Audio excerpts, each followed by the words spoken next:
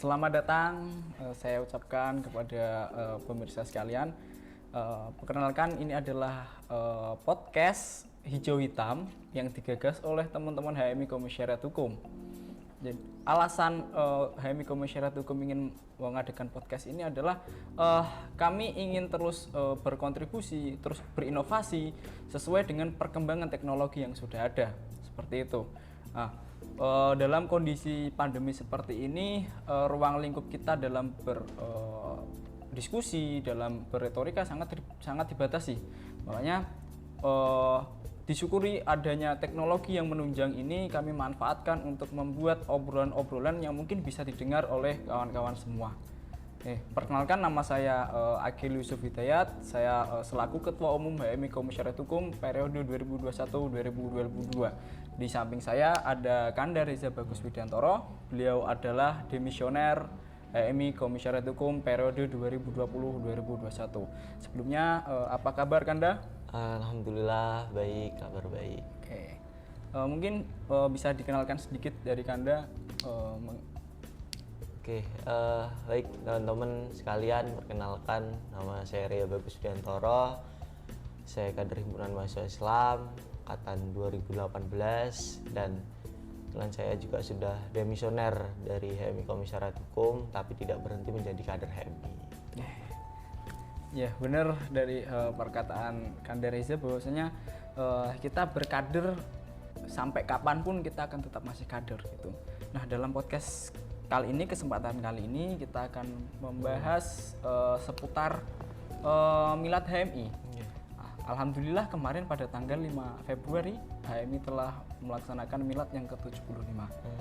Sedikit mengulas tentang Milad HMI ke-75 tahun, berarti selama 75 tahun ini HMI telah berkiprah di Indonesia.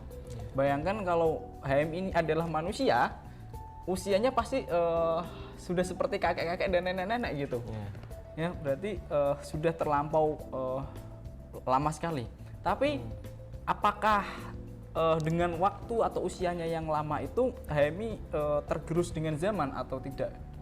Mungkin sebelum jauh ke situ, melebar ke situ, kita akan membahas sedikit tentang sejarah HMI. Awal mula terbentuknya HMI, kenapa harus ada HMI?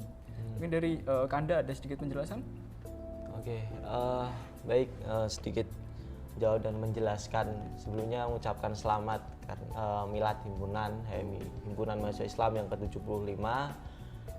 Di tahun 75 ini yang usianya cukup renta, Himpunan Mahasiswa Islam masih eksis dan masih bertahan sampai detik ini gitu. Jadi kalau berbicara himpunan, tentunya kita tidak jauh-jauh tentang bicara soal latar belakang terbentuknya sendiri gitu. Karena ada 3 faktor kan, diantaranya itu karena mempertahankan negara Kesatuan Republik Indonesia, terus ingin mempertinggi derajat rakyat Indonesia, dan mempertahankan ajaran-ajaran Islam itu. Jadi kurang lebih faktor terbentuknya Himpunan Mahasiswa Islam sendiri yaitu ada 3 faktor tersebut gitu. Tapi di sisi lain juga tentunya di balik itu semua terdapat banyak perjuangan dari para tokoh-tokoh pendahulu kita yang memang memperjuangkan himpunan ini agar tetap eksis sampai sekarang ini, seperti itu. Iya, kalau sedikit saya tahu, sedikit saya belajar mengenai sejarah terbentuknya HMI ini lumayan keras. Artinya banyak sekali pro kontra yang terjadi sebelum dan sesudah HMI dibentuk. Sedikit saya tahu tentang Profesor Lafran Pane. Beliau sedikit saya belajar tentang biografi beliau. Kehidupan beliau di masa lalu itu cukup keras gitu. Beliau seorang aktivis, seorang pejuang juga yang aktif menyuarakan kemerdekaan pada saat itu. Nah, sedikit saya tahu bahwasanya Profesor Lafran Pane ini mengajak kawan-kawannya untuk menggagas HMI sebagai organisasi terkhusus untuk mahasiswa Islam gitu. Nah, pada saat itu Prof. Lafran Pane ini tidak sengaja gitu. Tidak sengaja dalam artian ketika ada perkuliahan kelas yang kosong, beliau masuk ke dalam kelas lalu secara tidak langsung beliau menegaskan, beliau menyatakan bahwasanya HMI telah dibentuk pada waktu itu. Nah, dan hanya 14 anggota pada masa itu. Tidak terbayang bahwasanya 14 ini yang menjadi pelopor HMI berkembang dari masa ke masa. Oke lah, pada fase-fase pertama mungkin untuk mempertahankan kemerdekaan Indonesia, kan? Meskipun dengan beberapa faktor yang lain, tapi untuk mempertahankan kemerdekaan Indonesia ini kan alhamdulillah sudah mendapatkan kemerdekaannya seperti itu. Nah, setelah itu ada agresi militer Belanda. Nah, menurut Kanda Reza sendiri, ada nggak upaya yang dilakukan oleh HMI ketika mempertahankan kemerdekaan Indonesia ini? Oke, sedikit menjawab tentang sejarah terbentuknya HMI hingga pada saat ini. Tentunya benar yang dikatakan dari Tung Akil, artinya HMI banyak mengalami fase-fase fase pergolakan hingga pada fase reformasi. Gitu kan. Jadi terbentuknya HMI sendiri tentunya tidak semudah membalikan telapak tangan. Artinya itu butuh proses perjuangan yang panjang gitu kan, dari para pendiri-pendiri kita, Prof. Lafran Pane dan kawan-kawannya pada waktu itu. Tentunya melihat kondisi keumatan pada waktu itu, di mana memang agama masih dianggap belum terlalu sentral posisinya atau kedudukannya gitu, yang dimana umat Islam pada waktu itu masih banyak yang terpecah belah gitu kan, umat Islam masih banyak yang berkelompok-kelompok gitu kan, dan belum bersatu pada waktu itu, terus mahasiswanya pada waktu itu. Jadi ketika beliau Prof. Lafran Pane menyampaikan bahwasannya gagasan himpunan ini adalah menghimpun seluruh mahasiswa Islam yang tidak melihat latar belakang ataupun background dari Islam mana, baik Islam NU maupun Muhammadiyah dan Persis dan lain sebagainya gitu. Jadi HMI sendiri tidak melihat hal itu gitu. HMI lebih melihat bagaimana umat Islam ini bisa bersatu dan bisa satu tujuan, dalam artian yaitu mampu menciptakan masyarakat yang seperti tujuan HMI sekarang ini, yaitu masyarakat yang adil, makmur, dan ridho Allah Subhanahu wa Ta'ala. Itu oke. Terkait awal-awal fase tadi, HMI sudah melewati beberapa tahapan yang cukup berat, terutama di tahun 60-an, 64 ketika pergejolakan HMI dengan PKI yang sampai bahwa kader-kader PKI membuat tulisan-tulisan, membuat fitnah-fitnah, membuat argumen-argumen yang tujuannya ingin membubarkan HMI. Berarti dapat kita simpulkan bahwasanya peran HMI di situ pada masa itu cukup besar, cukup sentral juga. Sampai-sampai partai yang sebesar itu, Partai Komunis, ingin membubarkan HMI. Beranjak dari itu fase-fase HMI mulai berlanjut sampai pada masa reformasi. Di mana rezim yang saat itu Orde Baru berkuasa kurang lebih 30 tahun, aktivis-aktivis HMI mulai menyuarakan tentang upayanya dalam melengsarkan rezim tersebut. Nah, kalau menurut Kanda Reza sendiri melihat kegiatan yang dilakukan oleh aktivis pada era terdahulu, ya kan, dengan mahasiswa dengan era sekarang, kira-kira seperti apa? Apakah masih relevankah atau sudah berbeda sangat jauh? Tentu kalau kita bicara soal bagaimana coba menganalisa kondisi kehemian pada dulu dibanding hari ini atau sekarang, tentunya jauh berbeda, karena kita tahu memang fase perjuangannya sudah berbeda atau fase lapangannya sudah berbeda gitu. Dulu kader HMI dulu atau tokoh-tokoh pendahulu kita tentunya berjuang itu karena ada visi yang kita perjuangkan gitu, jelas gitu. Ketika menuntut untuk menggulingkan rezim Orde Baru yang melakukan aksi reformasi gitu kan. Jadi turun ke jalan lah, melakukan propaganda dan lain sebagainya gitu. Jadi perjuangannya lebih sulit gitu, apalagi di fase-fase yang kritis seperti melawan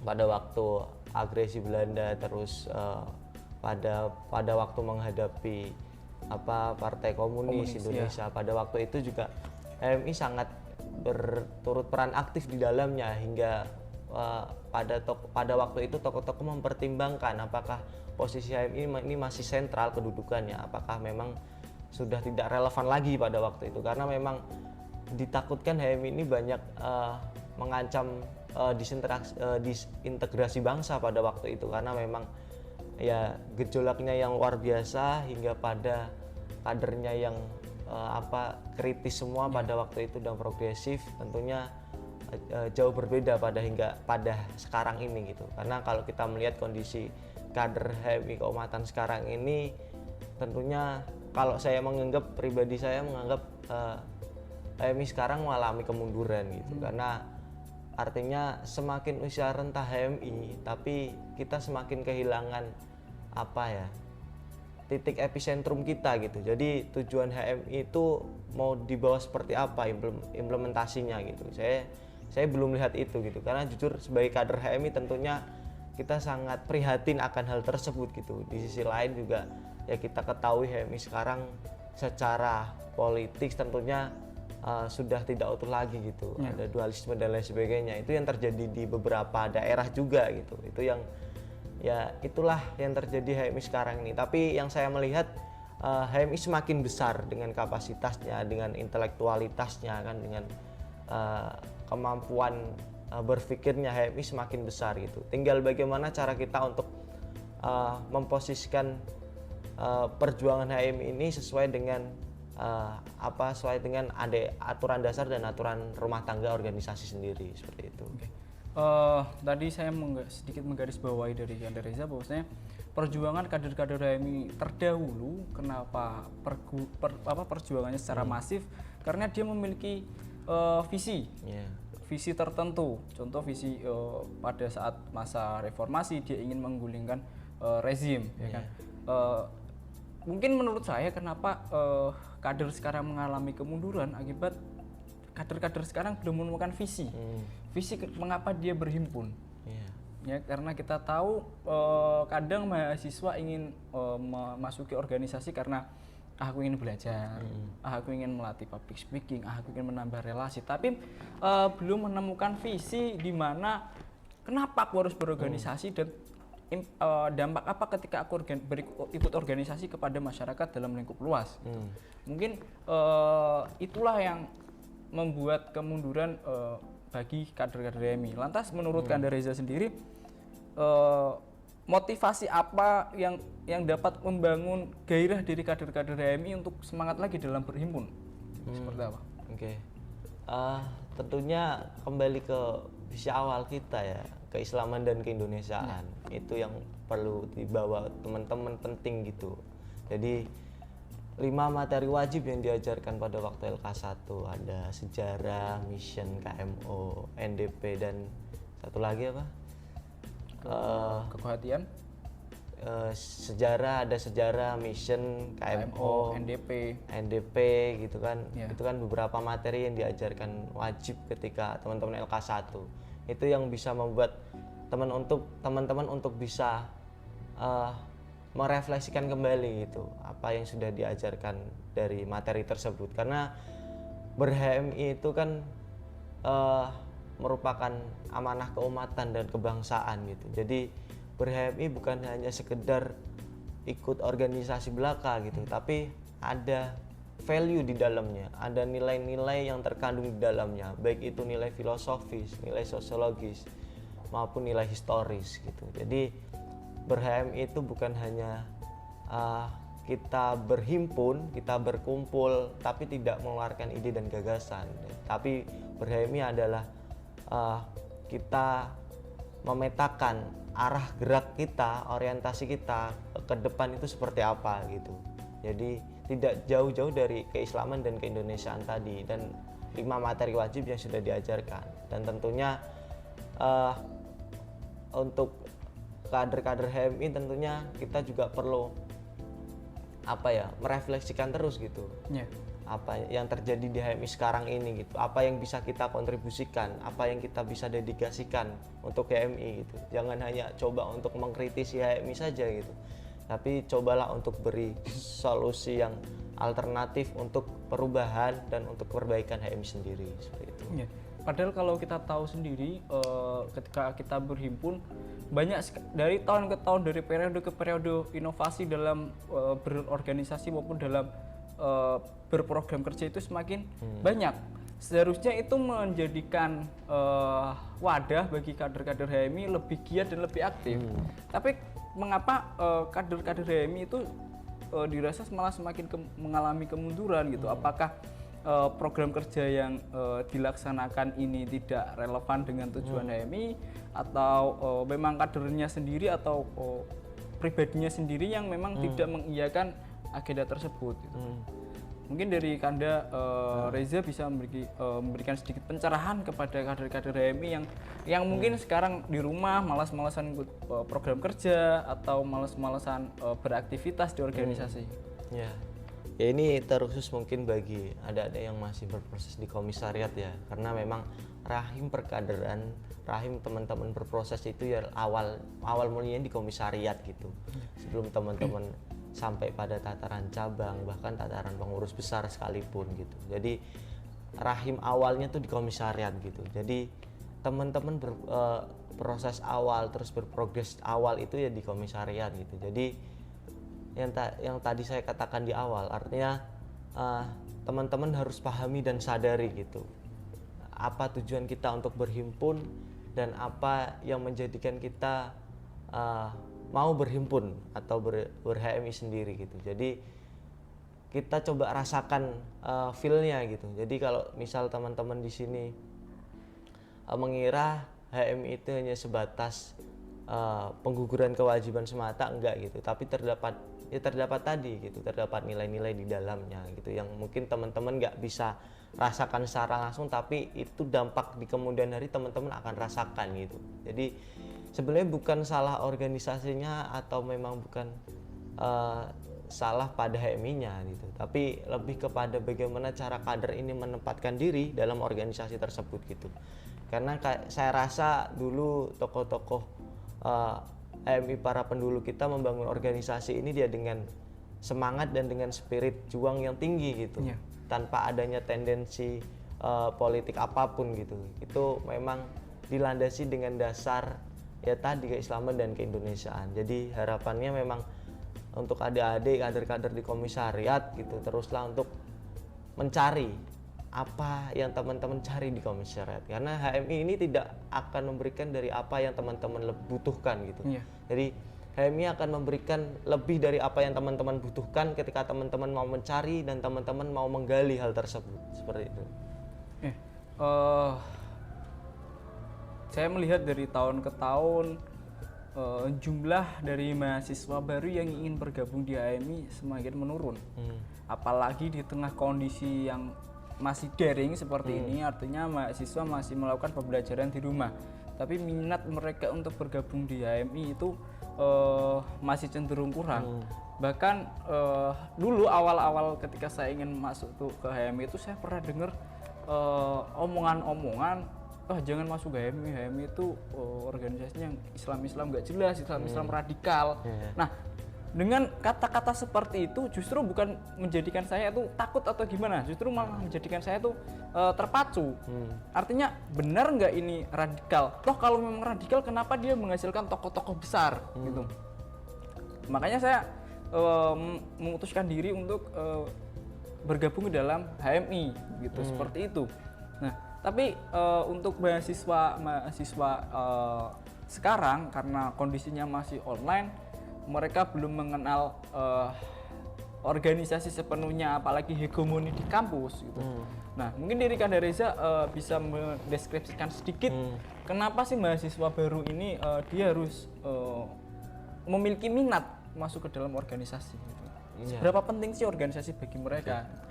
Ya tentunya kondisi sekarang ini bukan jadi batasan ya untuk kita melakukan inovasi dan kreativitas gitu, terus di ranah kemahasiswaan gitu. Jadi apalagi kondisi yang serba daring ini, kita dituntut untuk terus berinovasi dalam hal apapun gitu.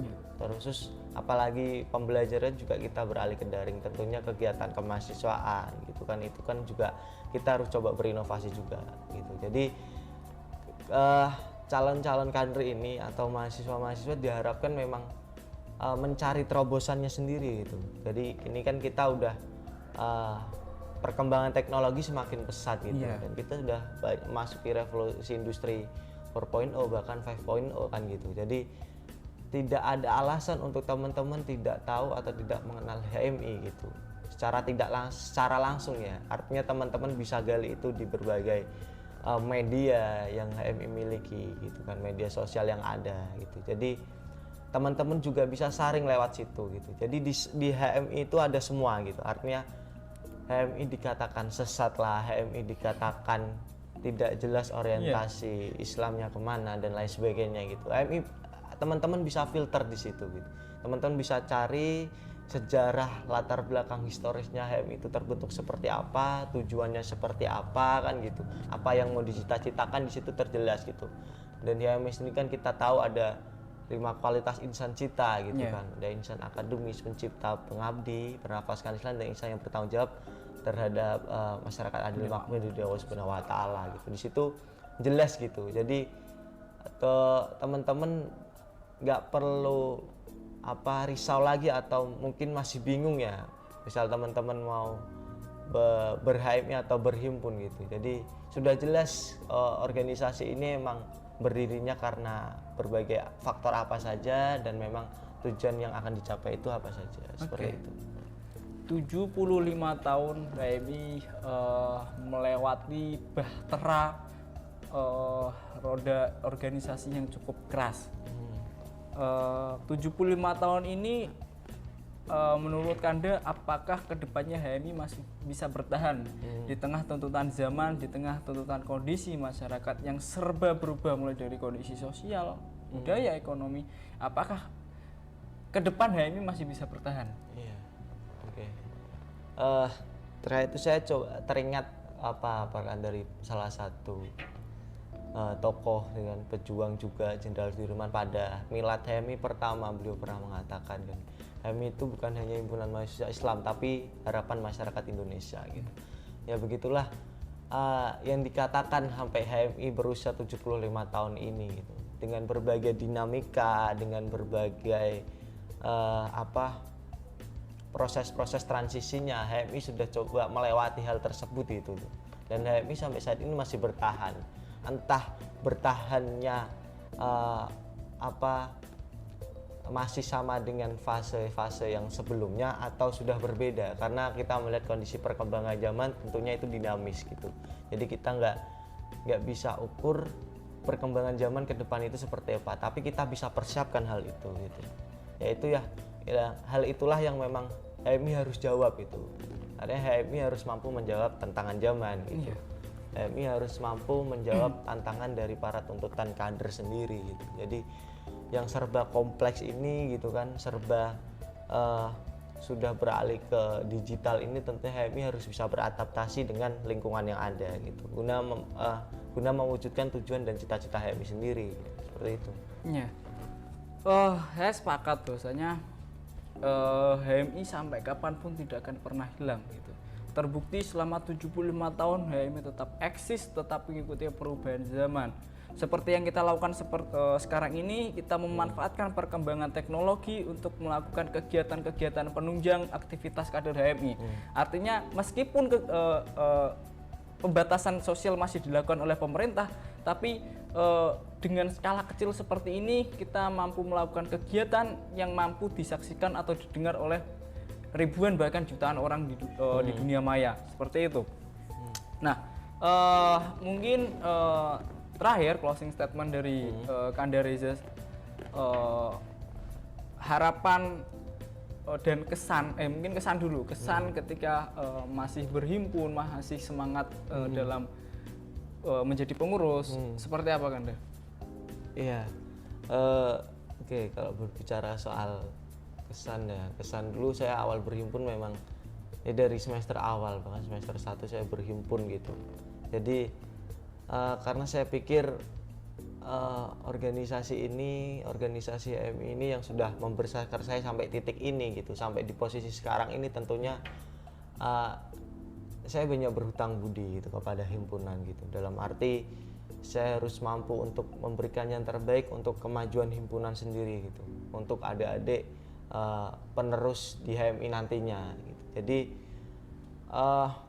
ya ber-HMI bagi saya itu apa ya, suatu keberkahan lah, suatu kalau bisa dikatakan itu suatu keniscayaan yang nggak kita prediksi itu bakal kita dapatkan gitu. Jadi saya mungkin ditakdirkan di HMI sekarang ini karena mungkin HMI sudah memilih saya untuk bisa menjadi kader atau bagian dari keluarga himpunan mahasiswa Islam gitu. Dan saya pun akan coba untuk terus memberikan yang terbaik dan membuktikan yang terbaik bagi diri saya, bagi himpunan, dan bagi lingkungan sekitar tentunya. Karena HMI sendiri bukan hanya sebatas organisasi kemahasiswaan semata, tapi dia punya cita-cita yaitu untuk menciptakan satu tatanan masyarakat madani atau masyarakat yang dicita-citakan gitu. Itu kalau bisa dikatakan itu goal terakhir yang akan dicapai oleh HMI gitu. Nah, namun pada sekarang ini bagaimana cara kita mencapai upaya-upaya tersebut, ya kita lakukan dengan segala inovasi yang ada. Seperti sekarang ini kita melakukan ya podcast semacam ini gitu kan, melakukan aktivitas-aktivitas yang mungkin bisa menunjang perkaderan, bisa menunjang kreativitas anak HMI sendiri gitu. Jadi jangan sampai batasi teman-teman ber-HMI itu hanya sebatas program kerja aja itu, tapi teman-teman harus ilhami itu, teman-teman harus dalami itu gitu. Karena di HMI teman-teman bisa melakukan apapun dalam tanda kutip, hal-hal yang positif ya tentunya gitu. Teman-teman bisa lakukan hal-hal yang positif yang teman-teman inginkan gitu, sesuai minat dan bakat yang teman-teman inginkan. Teman-teman yang suka diskusi, ruang wadahnya ada. Teman-teman yang suka non akademik, misal suka olahraga, ada gitu. Jadi semuanya tuh ada di HMI. Tinggal bagaimana cara kita memanfaatkan potensi-potensi yang ada untuk kita bisa ciptakan kondisi perkaderan yang tentunya lebih baik itu, seperti itu. Oke. Saya rasa HMI tidak akan pernah usai. Dengan kondisi apapun HMI masih tetap survive. Bahkan dalam kondisi pandemi seperti ini pun kita masih survive, membuat program kerja, membuat acara-acara seperti acara yang kita laksanakan sekarang ini. Dan juga yang saya rasakan dari melihat beberapa organisasi yang ada di Unisula khususnya, yang lebih aktif saat pandemi adalah kader HMI gitu. Artinya apa? Terbukti bahwasanya kader HMI itu orang-orang yang tidak bisa diam, orang-orang yang tidak bisa membisu ketika melihat suatu hal yang dirasa memang tidak sesuai dengan masyarakat. Karena HMI sendiri memiliki tujuan mulia untuk menciptakan tatanan masyarakat yang adil makmur. Nah, mungkin cukup sekian podcast pertama kita. Semoga kita dapat bertemu di lain-lain episode. Dari saya mengucapkan terima kasih kepada Kanda Reza Bagus telah menyempatkan waktu dan juga pikirannya untuk berdiskusi bersama saya. Terakhir, yakin usaha sampai. Bila taufik, wassalamualaikum warahmatullahi wabarakatuh.